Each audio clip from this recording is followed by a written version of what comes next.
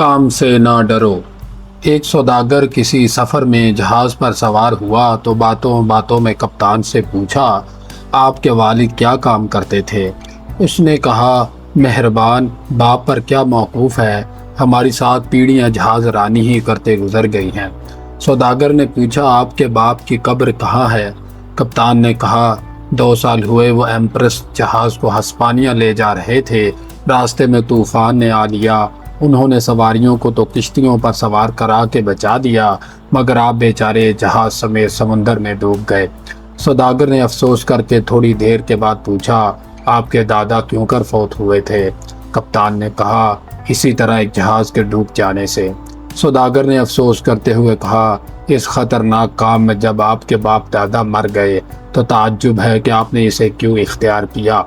कप्तान ने फिर थोड़ी देर और बातें करके सौदागर से पूछा, आपके वालिद साहब किस दुकान पर बैठते थे? सौदागर ने कहा, उसी दुकान पर जहां मैं बैठता हूं। फिर पूछा, दादा?